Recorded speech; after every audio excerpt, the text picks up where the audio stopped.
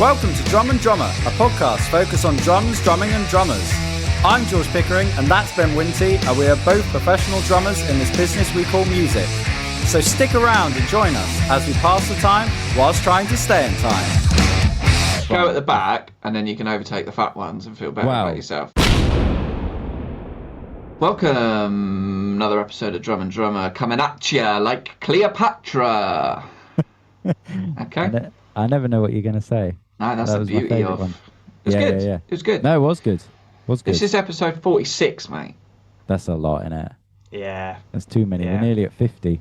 Yeah. Hope you enjoyed our interview with Neil last week. Yep. And our interview the week before with Ben Thomas. 2 weeks before. 2 weeks before. Week before that. Yeah. We got a lot of nice feedback on Ben Thomas one. We did, yeah. That was really nice. Yeah, we got a few messages and stuff, so that was really good. Yeah. Thank you for that. Thank you very much for that. Let's go straight in, mate. Let's go straight in with what I've been up to. Let's talk about myself. The last episode where let's call you Tony Stark because you did an Ironman. There you go. I mentioned last time that I was like about to do it, and I was tapering. 2 weeks ago. Yeah. Yeah, whenever it was. Don't worry about when. What? Would you? Because the timeline is so fucked up. I know. It's like an MCU. It's like the MCU here. Well, when did they? Yeah. Don't matter. Don't matter. It's done now. He's done the Ironman. Done the Ironman. Right. Where do I begin? So I'll ask you questions. Go on then. Like Parkinson. Yeah. Where was the Ironman? Weymouth, Dorset. Place of my birth. Really? Yeah. I was born there. In Weymouth. What do you mean? Why? Well, who does your mum and dad? Are they from there? No. That's quite a trip. Oh, I'm giving birth. Should we go to? Well, my parents are from Norfolk and Suffolk, so work that one out. Well, now I've got questions for you. All right. Why were you born in Weymouth? Dad was in the Navy, innit? Oh yeah, fair enough. Yeah. Fair enough. Moved to Titchfield. Anyway, let's bring it back to me. 2. Anyway, lived in Southsea for a bit when I was a baby. Went all over and settled in Titchfield. So it was in Weymouth. Okay. Yeah. Thought it was in Brighton. No. Don't know why. Yeah. So you went to Weymouth. Be easier. Okay, so swim, cycle, run. In that order? Yep. Okay. How long was the swim? Distance? Distance, yeah. 1.2 miles in the sea. Okay. How long was the cycle? Cycle's 56 miles. Whew. Yeah. That's a lot. And then the run is a half marathon. Wow. The 13.1 miles, which is... It's a lot.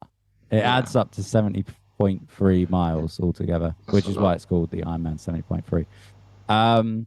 Any more questions? Yeah. I was just going to run you through the weekend because it was quite... Well, you mentioned before, so you've been training, you've been swimming. Yeah.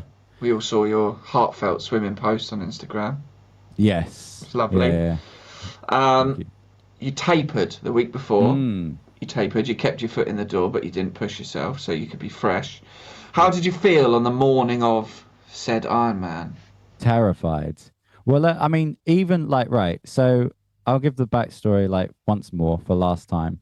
So I've always wanted to learn how to swim and I've never bothered to do it because why? I'd have to go swimming lessons and it's like, I know I'd do like a few weeks and then be like, I've sort of got it.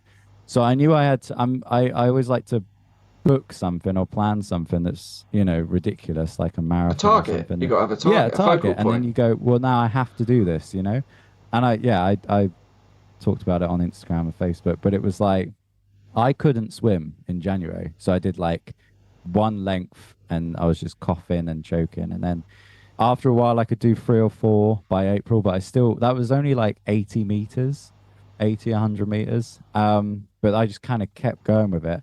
But then leading up to the day, I'll get to the day, about a month before the event, every night before going to sleep, that was all I was thinking about was just, and I couldn't really sleep sometimes because you're just thinking about, I'm going to be in the sea and it's just scary because even though there's lifeboats and people and you're going to be safe, you're not going to drown. Do you know what I mean? They're not going to let anyone drown. It's still scary because it's like, whenever I've swam in the sea, I've always stuck to the shore and not gone out of my depth when practicing. I mean, people die just doing the running bit. Well, this is it. Yeah, anything can happen. You can have a random. The sea is a dangerous mistress. Yeah, exactly. So I was scared. So I won't run you through the day before too much, but I was stressed. I was a stressy mess because you have to drive to Weymouth. It took 3 or 4 hours. And just all the timings, it was kind of like, think about a gig, you know, you're like, oh, I've got to get there, I've got to do this, got to do that. It was like that. You have to register before 3, and I think we got there about 1:30. And then you have to put your bike in a different place, and then you have to make sure you got everything in your bags because obviously, you know, when you finish the swim, you got to change into Opens the boot. Oh, I brought my drum kit. Yeah, I got a gig in Weymouth. Yeah, yeah, exactly. I checked so many times if I had everything. But anyway, so once that day was over, it was like, right, I just got to get as much sleep as I can. So did you stay in a hotel? Stayed in a hotel fairly close to the start line. It was on the beach. Yeah. It was really nice. But even that's another thing. Okay, like, where's the hotel? Where can we park? You know, there's a lot to it. And obviously the night before, I just didn't sleep that much. And I had to wake up at 5:30 to leave the hotel at 6. Because the race started essentially at 7. Oh, it's early, isn't it? It is early. Like before, I think the sun had just risen when I started. Like as in it was just rising. So it's kind of beautiful, but also kind of freezing cold. But yeah, I was terrified, but also excited. And also there was this feeling of like, oh, this is it now. You know what I mean? Like when you've been waiting for something for so long and you go, you know, there's times where you're like, oh, I've got a while before that, or oh, and then you're like, oh, this is actually the day. Like there's no more sleeps, or there's no more. It's like, oh, this is the day now. So Elfie was there, and we walked down to the start line, and I dropped off some more stuff in my bike bag for like water bottles and stuff. It doesn't really matter. And this is the bit where it starts to get scary because you're in this kind of pen with all the swimmers and you're all in wetsuits and these hats you have to wear, these little caps, and you can go in the sea. You've got nature's cap. Well, nature's swim cap. I think Elfie said that. She's like, do you need to wear one? Like you haven't got it. Is it so they can see you in the water better? I think that, yeah, that's exactly it. But you can get in the sea before you start the swim, so basically you get used to how cold it is. But the thing was, I did that at 5 minutes to 7, 10 to 7 or something. And then you just have to wait until you start. And I didn't start till 7:40. So the sun isn't even up. It's September. You're barefoot on cold stones and you're just shaking. And I started to really shiver and like my teeth were chattering. And I was just like, this isn't good. And Elfie, afterwards, she was like, yeah, you were in a bad way, but I didn't want to tell you and worry you, you know? So I put myself at the back, and it's like they stagger the start. Yeah. You know, so it's not everyone goes in once. And it's like if you're at the front. Go at the back, and then you can overtake the fat ones and feel better about yourself. Yeah. Because that's what I did in the Great South Run. There you go. So 10 years ago. So if you're at the front, you think you're going to do it in 30 minutes. But if you're at the back, the cut-off time is 1:10. And I was like, I've done the distance twice, and I've done it in about an hour. I only did it once in the sea, once in the pool. And so I was like, I'll put myself in the hour bit. And you slowly walk forwards. And as you're getting closer to the start line, you're like, fucking hell, this is it. Like there's no, and then when you get to, it's like 3 separate pens almost, like of people, like queues of people. And they're just letting people go every 3 seconds. And then it's like, you're next. And you're like, this is it. There's no back. Like I think at that point I did think, oh my God, this is the moment. So anyway, did any part of you think, I'm gonna turn around? Yeah, well, you really want to, but also you're like, well, I'm here now. You know, I've been in the water for an hour. Yeah, I might as well swim. Yeah, and that was part of it as well because I was like, what if? I mean, it will actually warm me up to get in the sea. You know, as mad as it sounds, to be moving and doing something. So anyway. This volunteer lifts her arm up and you just run in, and I just started swimming, and at first it's so mad because everyone around you is just thrashing about. It looks like, like if you see someone feeding fish and they all come to the surface, it's like that. And I was just shocked by the scale of it because you're swimming along and you have to follow these big buoys, like markers, like inflatable things. And when you're looking at them on land, you're like, wow, they look pretty big. But when you're swimming, like, honestly, I swear the main ones are like 40 feet high. Like, I'm not like you're swimming, you're looking up, you're like, this is a big thing. boy. That's a big boy. That's a big boy. But what was nice was it was low tide, I guess. So for it, like first 200 or 300 meters, I could still see the bottom. Like it was getting deeper, but I was like, oh, this feels all right, you know. And then it gets to a point where you can't see the bottom, and then you get unnerved. And that's where, whenever I've been swimming on my own in the sea, if I can't see the bottom, I just go quick back to shore because I'm scared. And it was the first time I couldn't do that, and that's what I've been worried about. So I just kept swimming, and I was swimming along. I was going great. And then this thought came into my head of, hey, what if you just stopped floating right now and went under? And what if no one saw you? And what if you started drowning and you died? And that was all that was in my head. So I just really had to like get that thought out of my head. So it sounds mad, but I just started playing through songs in my head that I know really well, just as something else to think about. Arctic Monkeys. Exactly that. Yeah. I was like, just, you know, an Arctic Monkeys song, just play it in your head until you get to this next bit.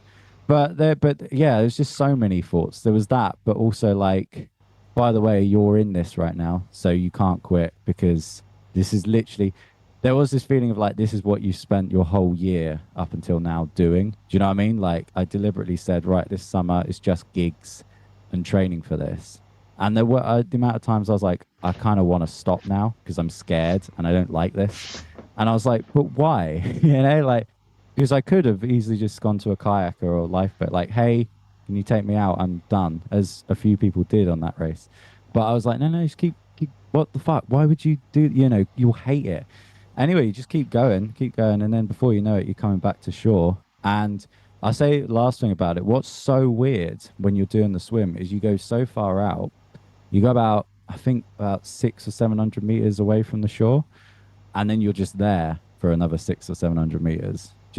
And you can't hear anything from land. Like it's weirdly quiet and it's kind of unnerving. But then the best bit is when you start coming back and you can see the crowd and you can hear the crowd and you're like, oh fuck, like I'm gonna make it, you know. And then you can see the bottom a bit and you're like, oh, this is good. And then there's kind of a point where you're like, well, whatever happens now, I'm not gonna drown and I've done it. But what's strange about it is you finish the swim and it's not like, hooray! It's like, right, now I have to go and find my bike, you know? And this is the funny bit that I was looking forward to telling you and on the podcast. I nearly got disqualified for nudity. Right, okay. Immediately after the swim. I was going to ask, like, you come out of the water. Yeah, go on. You know where your bike is, you've got to get to your bike. I've seen, like, the triathlon on the Olympics and stuff. And, like, obviously you're in a wetsuit and you've got your little cap on. Yeah. Right? And you're barefoot. Yeah. So you got to get into your cycling gear. Yeah. So you got to take your wetsuit off. Yes. And then put your cycling gear on. Yeah. Well, right. So this was the thing. A lot of people, I didn't do this. A lot of people they have a tri-suit. So it's like a cycling suit and a running suit. So basically they put that on and then put their wetsuit on so they can change as quickly as possible. But I didn't do that because I didn't know you could do that and I didn't think about it. Yeah, because obviously the transition bit, you want to do it as quickly as possible. And there's so many rules, it's insane. Like you read, it's just this PDF you get and it's like, don't do this, don't do that. If you do this, it'll be a yellow card. If you do this, it'll be a red card. And there was this rule that said no nudity where someone from the public can see. They said you can only be naked in the tent, the changing tent. But if you're outside, then, you know, we can give you a red card and that's the end of the race. So the changing tent is like a massive marquee. So you finish the swim and you run inside and you find your bag. And I was looking around and everyone was taking off their wetsuit and they already had their bike suit on underneath. And I was like, well, I don't. I'm just wearing my wetsuit. And I was like, no one else is nude around here. So I was like, oh. So almost out of embarrassment, I was like, I'll go over to this little... Well, it's classic, isn't it? Do you go to the beach already wearing your swim shorts? Or do you think, oh, am I going to look like a wally if I've already got my swim shorts on underneath my jeans? Yeah. So I took my wetsuit off and shorts that I was wearing underneath. I took them off as well. And I was making sure like the two volunteers at the entrance didn't see, and they were looking the other way. I was like, okay, I'm good. If I just quick and then put my bike suit on, I'll be all right. I wasn't worried about being done for nudity. I was just worried about someone seeing my shriveled penis, keep that in. And so anyway, that's what she said. I took it off, and then I just hear, absolutely not, mate. What do you think you're doing? And I was like, fuck. And I looked around, and there was a security guard who'd appeared, and he was like, you cannot do that in here. He was like, if you need to get changed like that, there's change rooms. And there were these sort of like this sort of blackened room that they put up, but I didn't even notice that because you just run in and you're like, where do I get changed? Everyone's rushing about. And he was like, mate, I should just be quick, okay? Just be quick. And he was basically like, fucking job's worth. Yeah, innit? And I don't even need, this isn't even my job, mate. I don't need to do this Ironman. I'm just trying to be fit and healthy and overcome a absolutely crippling fear of swimming in the sea. I couldn't swim in January, mate. Yeah, exactly. And you're giving me shit about getting my cock out. Yeah, exactly. Fucking hell. So that was the worst bit. As in like the worst thing that I could have done wrong. But then after that, got my bike suit on and then just started cycling. And the thing that I very quickly learned about cycling was I was like, my biggest worry is getting a puncture, because within 2 miles of cycling the course, I saw someone pulled over with a puncture and they're changing their inner tube. And I'm like, if that happens to me, like, I think it's race over, because I'll be like, I don't know what to do. I know how to check, but it'll just be like, yeah. Forget it. It'll be like, forget it. Yeah. Yeah. Fuck, yeah. Like almost in terms of like, I feel, because there's cut-off times on every bit. So it's 1 hour 10 on the swim. And then it's like different points on the bike ride. And I was, obviously I'm not one of the guys that came in the first even 1,000 people, so I was like, if something slows me down, that might be it. But anyway, so yeah, if you miss the time, do they just go, you're done? Yeah, pretty much. So wow. And I had these in my head, so all a bit keen, isn't it? It's mad. So I knew that I had to do the swim in 1 hour 10, and by the way, I didn't say I did it in 42 and for minutes. those reasons, I don't think I'll do an Ironman. And those are the only reasons. Yeah. Bit regimental, isn't it? Well, it is, but I knew it was 1 hour 10, and I just have to, for the swim, I just have to get it in again. Did it in 42 minutes, which I was astounded by. But I think it was the fear of drowning. I was like, fucking get me out of here, man. And then I knew you have to finish the race within 8.5 hours of starting. And I was like, okay, I started about, let's say 8 a.m. I have to be done by 4:30. But even that, there's like bits on the bike route that if you don't get to this bit by this time, because obviously they have to reopen the roads, I liken it to checkpoints on a racing computer game. Yeah, exactly. And well, that's what it is. But I remember feeling really good, because when I got to the second water station, which I knew was the first checkpoint, and you have to be there by like 20 past 11, and I got there about, I want to say like 9:30 or something. I was like, okay, we're all right. Like, but there's still this got time for a nap before the run. Yeah. But there's still this thing of like, what if I get a puncture? Like, there's so you never at any point go, okay, I'm good. So I'll get through the bike. The bike wasn't that interesting. It was a long ride. The best thing about it is there's no cars, there's no people, there's no traffic lights. It's insane that you just get to ride for 56 miles and just enjoy it. So the bike was done after 3.5 hours or something. Put it back, and I was like, right, here we go, run. Just got to do a half marathon now. And the first 8 kilometers felt pretty good. I was like, this is good, we're getting there. And then I just hit a wall. Like, it was ridiculous. I was just, everything hurt. I was running, but I wasn't really running. And the last thing I'll say about this, at one point I was like, I'm just going to walk a bit. Fuck it, I'm just going to walk. Like, I was like, I am going to make it in time, so I'll just walk and run. And this woman came up beside me, 64-year-old woman called Barbara. And she was like, she goes, come on, we're going to do the survivor's shuffle. And then she started half running, half walking. And then we kind of ran together. And then, yeah, I ended up doing, I can't remember when I finished the race, but it took me 7.5 hours. But it was weird, because I did wonder, would it be like, a moment where I just break down in tears and I'm like, oh my God, I did it? Or would it be like, I don't know, but it wasn't really. It was sort of like, right, let's just get this done. Do you know what I mean? And then it's done, and then you have to do other bits. You got to press interviews and yeah. But, collect your trophy on the podium. And... yeah, all that stuff. I did think that it was funny actually because it was like I finished at about 3:30, and the awards ceremony was at 5:30, and I was like, I think I'm good. I don't think there's. I think they deliberately do it because it was like the people that won finished at like midday. You know, it's like, oh, they have time to get ready. I was like, I've only got an hour if I'm going to win an award, but I definitely wasn't up for an award.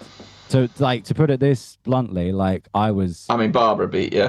Barbara did beat me, and in my age category, there was I think 266 people, like males aged 25 to 29, 266, and I was 258, and it was just like fuck. I was like right at the back. Do you know what I mean? Like part of me was like fucking loser, right at the back of it, but then another part was like, well, you did do it, you know. You did only learn to swim in January.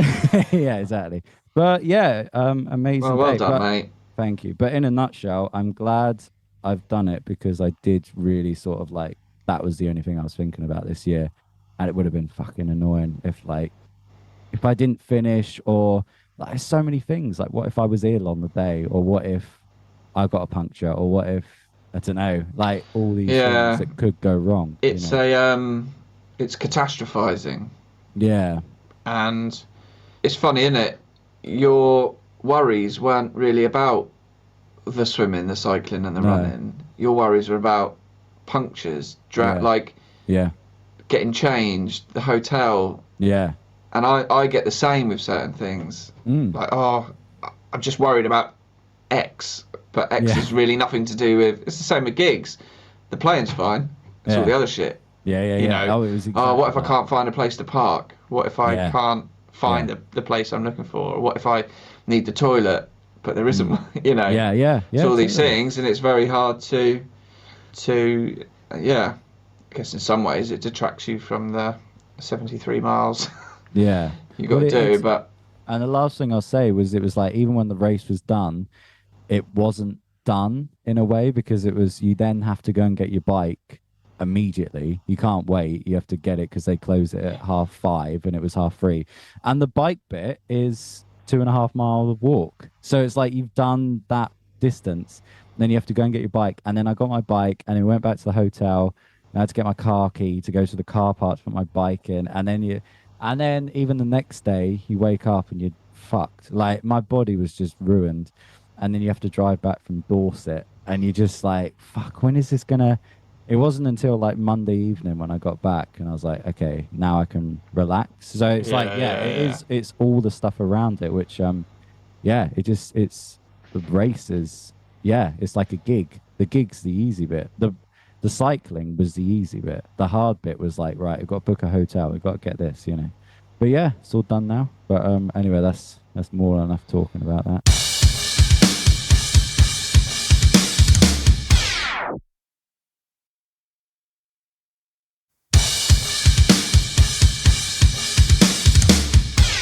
How you been? All right. Just did a couple of long distance gigs recently. Down to Cornwall and back. Up to Derby and back. In one day? No hotels? No hotels. No. Big boy. Big boy. I drove the van. I'm up later than the other two anyway, so naturally my body clock's a bit more shifted. Yeah. And I'm just a bit of a machine when it comes to that sort of shit. I can get it done. No fannying about. But yeah, we went to Cornwall and we set off in plenty of time. And we had, so it's me, Neil and Mike in the van, freshman year gig. Left ourselves plenty of time, so we picked up Mike en route.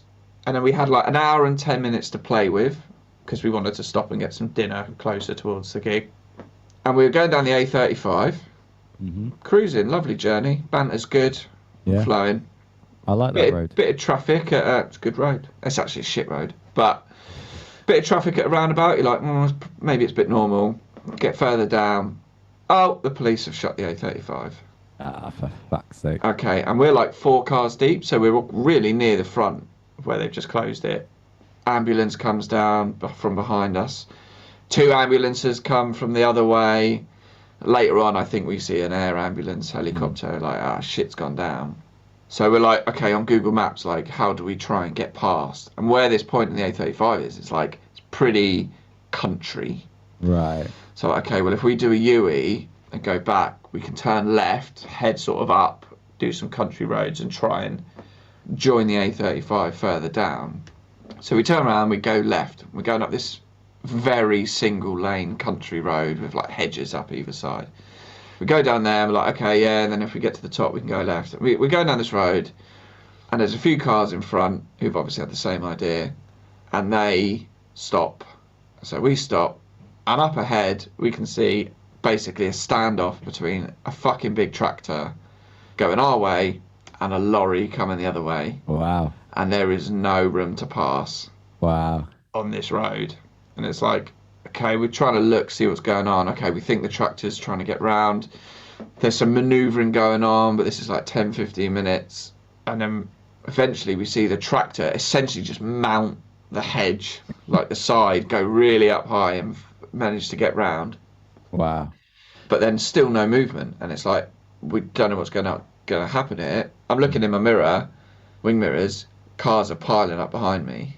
Because it starts to be like, I think we've got a reverse. Yeah. Cars in front, put the reverse. Okay, I'll put my reverse. We start crawling back a bit.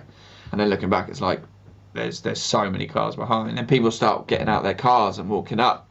And Neil's like, I think I need to get out and go up and see what's happening. Yeah. So Neil and Mike got out and went up to the lorry. And by all accounts, the lorry driver was a bit of a cunt. And was quite adamant he wasn't going to move or reverse back from where it came from. But behind him, there was only about 5 cars. But someone had come up from, quite a few people had come up from our queue. And Guy was like, this goes all the way back to the A35. Wow. At least half a mile. Wow. Just in this single country road. And eventually, what happened was, the farmer who'd gone by on his tractor looked like he owned the field we were next to. And he opened a gate, and essentially, after a lot of to-ing and fro-ing, and the lorry driver not moving, and I get it, it must be tricky to reverse a lorry down a thing, but we were like, you can go back 200 metres and there's no one behind you now. Yeah. Or there's at least 50 to 100 cars behind us. Jesus. And so Neil and Mike, we were basically ferrying like cars into the field. Yeah. And a guy, a legend further down, stopped his car so no other cars could come up that road. Oh, nice. So basically, yeah, Neil and Mike were like ushering cars into this field. So we all go into this field and like queue up like festival parking. Wow. And then eventually the lorry goes down. This guy had blocked so there weren't any more cars coming up the road. He blocked it by a little side bit where the lorry could pull in. And then eventually we all rejoined. And it took about an hour. Oh, fuck. So we had to make the decision. It was like, well, we've still got to stop for dinner. Yeah. So we took the decision, okay, we're going to be late to the gig. Yeah. It's better we're late and have had a stop and had some food. Yeah. And because so how far was the drive meant to be? I mean, 4 hours. Yeah. We planned for 5. It took 6. Yeah. With a short break, yeah. Yeah, you need a break as well. We left at 1:30 and we got to the gig at 7:30. Damn. And maybe had like a 20-minute stop. Yeah. And we were at the gig for 4 hours. 11:30 finish. Bit of a weird gig, but fine. Drove back 4 hours home. Jesus. Wow. Yeah. So that was quite just so weird. It's one of them things. It's like, I think someone's gonna have to get involved here. Yeah. And it was that like communal British public thing. Let's try and sort this out. But mainly because one guy was being a bit of a knob. But then yeah, it was weird. It's funny. I'll just say quickly. It's funny when people jump in and help. So the other day when I was driving back into Brighton, it was crazy traffic at this crossroads, and I was like, "What's going on here?" And there was a man who wasn't even a traffic warden or anything. He was directing the traffic because basically he'd seen that all the traffic lights had stopped working and no one knew what to do. And he was just some guy. He was just there with his kids, and he was going, come on. All right, that's enough of you. This one. But what I loved was we all just went, yep. Yeah. He's the guy, you know? But it got to a point, I thought, like, the police are going to have to get involved here and start organising this thing. Yeah. But the British public eventually rallied round and got it sorted. Yeah. But I've seen it on, like, Pompey roads where there's cars parked either side and you get a standoff And Yeah, someone yeah, has to yeah. get out and go down and be like, right, you need to go back Yeah. and pull in there and organise it anyway. So yeah, eventful. And we went to Derby a few days later. Fine. But in other news, Yeah. I went in a Tesla Yeah. I want to hear about this. for the first time. So my friend Will, Mm. I knew he bought one a few months back, and we ended up impromptu going round to our mate's house for a curry and a bit of a beer and a sit outside in his garden with a fire Lovely. pit. It's lovely, yeah. Oh, lovely. Yeah. And Will was like, I'm going to drive. So he picked me and a couple of other boys out in his, I think it's like a Model S. It's like one of the big Right. SUV sort of Teslas. Wow. And it's just amazing. Yeah. The door handles are weird. Yeah. They're like flush. And then Yeah. you push a bit in with your thumb and then the handle comes out and you open. And like the screen in the middle of the, the dash is like giant screen, and it's got like full Spotify display, and your cameras on your blind spots pop up when you put your indicator on, and Yeah. it's all like voice activation. Then you can have like the seat and steering wheel height and depth and where the chair is assigned for different people. So when his wife gets in, she pushes a button that it's her in the car, and it all automatically adjusts Wow. to her because she's a lot smaller than Will. And then Will gets in and it resets it all back to his. That's crazy. Yeah. And then he can like open the boot and the bonnet from his phone.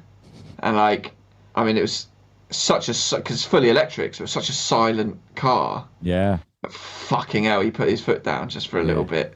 It fucking goes. I think it's 0 to 60 in like 3.6 seconds. Yeah. You could Yeah. fucking feel it. Wow. And then when he dropped me off, we had like Rage Against the Machine playing or something, and he was like, "Oh, check this out." And he pressed this button, and it's got like a boom box that plays out the front of the car. Wow. So it just started playing like this tinny boom box Rage Against the Machine out the front. That's amazing. And I said to him on the drive back, I didn't really want to, but I was like, "How much was this car?" Yeah. Do you know what I mean? Yeah. Yeah. Yeah. And he was like, £56,000. Fair play. It's like, just to clarify, Will is not a musician. Yeah. He has a proper job. Yeah. Yeah. Yeah. But it's like, that's a lot for a car, isn't it? That's a lot. Yeah, it is. But I think it's justified, isn't it? Yeah. But you can see on the screen as well, like it analysing the scenery of like parked cars and the road lanes, and obviously it can do self-driving, but I don't think that's legal yet in the country, so he didn't do it. But you can see it analysing like speed limit signs and traffic lights and coming up on this display and stuff. It's like, fucking hell, it's insane. I think they are. I mean, I heard, not to big up Tesla too much, but I heard that's the way all the safety things, it's like, oh, we're 3 stars out of 5 in this, so why isn't it 5 out of 5? And they get like 5 out of 5 on everything and then do more. Like the thing that I remember my brother telling me about it was someone had really bad asthma and would always get bad asthma when they were going around London in a car. But in a Tesla, it's so good that it's like the only car that you can't. It's so weird. Like, You you do don't feel have like the you're in the outside. future. Yeah, Yeah. which It's is really insane. bizarre. And then I got in my 2008 Honda Civic, absolute juggernaut of a diesel car. But yeah, I loved it. And he did say, let me drive it one day. Amazing. So I'm going to take him up on that offer. Yeah, definitely. Merchandise! Oh yeah, cool. A couple of weeks ago, you floated on Instagram, without my knowledge, Yeah, your lovely little picture of your sexy self wearing the Drum and Drummer t-shirt that I got you big for. time. Well, I'll explain it. So that shirt has somehow ended up in Elfie's chest of drawers. I don't know how it ended up there. That's what And they I was do, like, innit? yeah, and I was like, I'm gonna wear this. Say goodbye to your favourite jumper. Yeah. I was like, I'm gonna wear this today. It just and reminds me of you. You can buy your own one. No. And I wore it, and I was like, do you know what? Let's take some photos and put it on the gram because that would be good. It's always good to do more gram stuff. Well, And we did say we wanted algorithm. more pictures of face, more Faces, yeah, selfies. Yeah. So Algorithms, baby.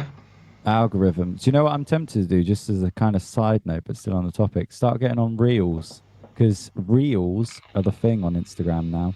And you know what it's like, Yeah. the voiceover reels. Maybe I should start doing them because that's what. In that makes like them- robotic voice. Well, it'll be like, I'll send you some. I'll show you what I mean. But every week there's like a new trend, and it'll be some. I'll leave audio it in your clip. capable young hands. Yeah, exactly. So if we out of nowhere go up massively in followers, you'll know why. It's because I'm on Reels. But anyway, what do you want to talk about merch? Well, I mean, listeners, let us know. Mm. You know, the idea's been floated of maybe mass producing some Drummer t-shirts. Yeah. If you want one, get in touch. We'll see what we can do. Yeah. Probably won't happen. Maybe there's something we can do. Don't know. We're approaching the year anniversary. Yeah. Maybe there's something we can do there. Someone could win something. Christmas is coming up. It'd be nice to do something. You know, it would just be funny, wouldn't it, to just see. I mean, I'd prefer Lego, but drum. you know, whatever in it. Well, have figurines of us. I should definitely make. I'd just be too bald, men, with black t-shirts on. Yeah. You wouldn't just order one and just, design one and get two of it. Yeah, you wouldn't need to add anything to the head for me. Yeah. Just no cap or hair. Just the pure yellow. Just the yellow thing. Generic Lego man. Exactly. Yeah, let us know what you want, and we will provide, maybe within reason, if the demand is there. Supply and demand, baby. This is Supply and demand. If no one says anything, and you're like, "But I wanted the shirt," well, you should have let us know. Yeah.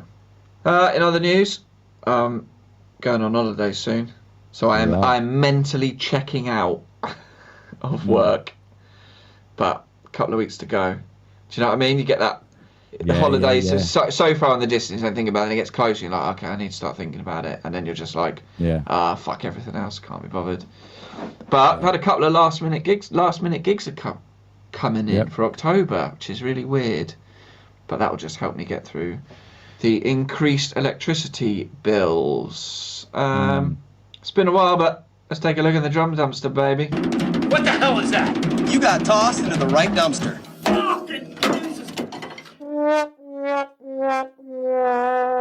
So, in the drum dumpster this week, we are looking at a new cymbal stand from Pearl. I used to have Pearl hardware and I really liked it. It's very sturdy. Double braced, of course. This is the Pearl curved boom cymbal stand. So, the boom arm is normally straight, isn't it? Yep. But this one's curved. Yeah. And they've called it their unique boomerang curved arm. So, yeah, it's not bent by accident. No. It's purposefully curved. And apparently it's going to get you better cymbal positioning for arching over toms and other accessories. Unlimited angle adjustment from the gearless gyro lock tilter. Do you see what I mean? Yeah, because I was trying to work out what's the advantage of that, but that makes sense. Yeah. Kind of. I just saw it and I was like, wow. Oh, that's weird. One of them. I've never seen it before. No. We've kind of got on with normal ones for many years. Yeah. Prove us wrong. Weird? Wouldn't it be weird if that takes off and then in like 20 years you'll look back and go, oh, do you remember when we used to have straight boom stands? Like, what were we thinking? I'm trying. Yeah. I don't know how you could get better positioning. No, I don't see how it can be that much different, to be honest.